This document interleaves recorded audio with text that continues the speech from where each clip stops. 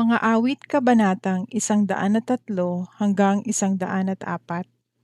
Sa mga kabanatang ito, mababasa natin ang mga awiting tungkol sa habag at pag-ibig ng Diyos, kadakilaan ng Panginoon, ang Diyos ang makapangyarihang mailalang, pagpupuri sa kanyang mga gawa. Mga awit kabanatang 103. Ang pag-ibig ng Diyos. Si Yahweh ay papurihan o aking kaluluwa, at lahat ng nasa aki magsipagpuri sa Kanya. Purihin mo sa tuwina ang banal na ngalan niya. Si Yahweh ay papurihan o aking kaluluwa, at huwag mong kaliligtaan mabubuti niyang gawa. Ang lahat kong kasalanay siya ang nagpapatawad, at anumang aking sakit ginagamot niyang lahat. Sa bingit ng kamatayan ako ay inililigtas, at pinagpapala ako sa pag-ibig niya't habag. Sa sarili ang dulot niya'y kasiyahan habang buhay. Kaya naman ang lakas ko ay lakas ng kabataan, katulad ng sa agila ang taglay kong kalakasan. Si Yahweh ay humahatol, ang gawad ay katarungan. Natatamo ng inapi ang kanilang karapatan. Mga plano niya't utos kay Moises ibinilin, ang kahangahangang gaway na saksihan ng Israel. Si Yahweh ay mahabagit mapagmahal, hindi madaling magalit, wagas ang pag-ibig. Banayad nga kung magalit, hindi siya nagtatanim. Yaong taglay niyang galit, hindi niya kinikimkim.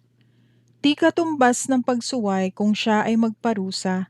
Hindi tayo sinisingil bagamat tayo'y may sala. Ang agwat ng lupa't langit, sukatin may hindi kaya. Gayon ang pag-ibig ng Diyos sa may takot sa Kanya. Kung gaano kalayo ang silangan sa kanluran, gayon din niya inalis sa atin ang ating mga kasalanan. Kung paano nahahabag ang ama sa anak niya, gayon siya nahahabag sa may takot sa kanya. Alam niya na alabok itong ating pinagmulan, at sa alabok din naman ang ating kahahantungan. Ang buhay ng mga tao'y parang damo ang katulad, sa parang ay lumalago na katulad ay bulaklak. Nawawala't nalalagas kapag ito'y nahanginan. Nawawala na nga ito at hindi na mamamasdan. Ngunit ang pag-ibig ni Yahweh ay tunay na walang hanggan sa sino man na sa Kanya'y may takot at pagmamahal. Ang matuwid niyang gawa ay wala ring katapusan. At ang magtatamo nito'y ang tapat sa kasunduan at tapat na sumusunod sa bigay na kautusan. Si Yahweh nga ang nagtayo ng trono sa kalangitan, mula doon sa nilikhay maghaharing walang hanggan. O purihin niyo si Yahweh, kayong mga anghel ng Diyos, kayong mga nakikinig at sa Kanya'y sumusunod.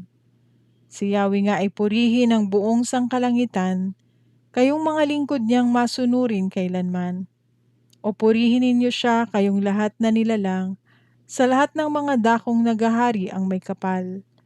O aking kaluluwa, si Yahweh ay papurihan. Mga awit kabanatang 104. Awit ng pagpuri sa Diyos na manlilikha. Papurihan mo si Yahweh o aking kaluluwa. Ikaw, Yahweh, na aking Diyos, kay dakila mong talaga. Karangal at kamahalan, lubos na nadaramtat ka. O Diyos, kayo po ay puspos ng maningning na liwanag. Kalangit ay parang tolda, na kamay mo ang nagladlad.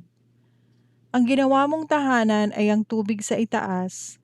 Ang karo mong sinasakyan ay ang papawiring ulap. Sa pakpak ng mga hangin ay doon ka lumalakad.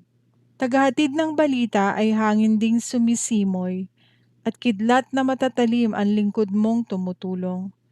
Ikaw na rin ang nagtayo ng saligan nitong lupa, matatag na ginawa mo't hindi ito mauuga.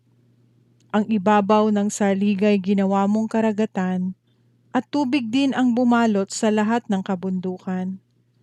Ngunit noong magalit ka, itong tubig ay tumakas. Nang marinig ang sigaw mo, tumilapon agad-agad. Bumuhos sa kabundukan, umagos sa kapatagan. Natipon sa isang dakot, naging isang karagatan. Matapos ang ginawa mo'y naglagay ka ng hangganan, upang itong kalupaay di na muling laganapan.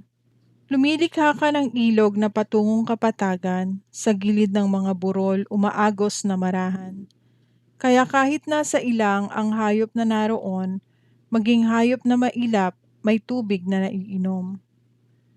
Sa naroong kakahuyay, umaawit na masaya, mga ibon nagpupugad sa malabay nilang sanga.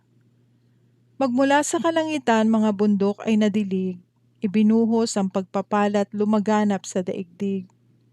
Tumubo ang mga damong pagkain ng mga baka, nagkaroon ng halamang masaganang namumunga. Ano pat ang mga tao'y may pagkaing nakukuha. Mayroong ubas na inumin kaya tayo'y masasaya, may langis pa ng olibong nagdudulot ng ligaya, at tinapay na pagkaing pangpalakas sa tuwina. Ang mga kahoy ni Yahweh masaganang nadidilig, mga sedar ng Lebanon, kayo mismo ang nagtanim. Sa malagong mga puno at malabay nitong sanga, mga iboy nagpupugad, doon sila tumitira.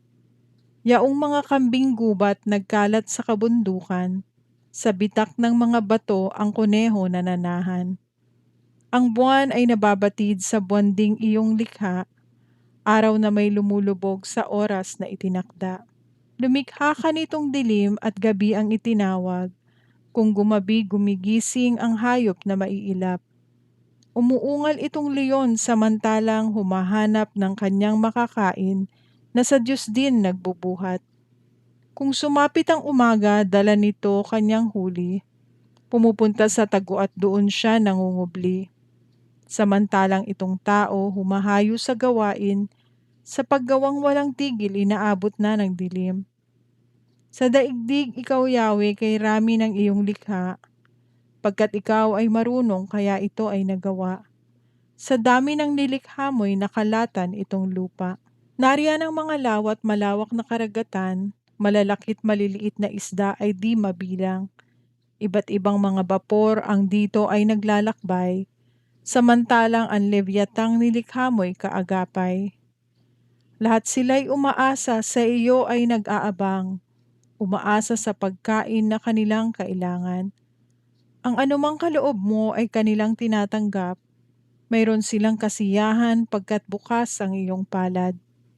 Kapag ikay lumalayo, labis silang nangangamba, takot silang mamatay kung lagutin mo ang hininga.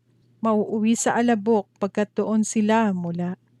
Taglay mo ang katangiang buhay nila ay ibalik, bagong buhay ay dulot mo sa nilikha sa daigdig. Sana ang iyong karangal ay manatili kailanman, sa lahat ng iyong likha ang madamay kagalakan. Nanginginig ang nilikha kapag titig mo sa daigdig. Ang bundok na hipuin mo'y umuusok nagiinit.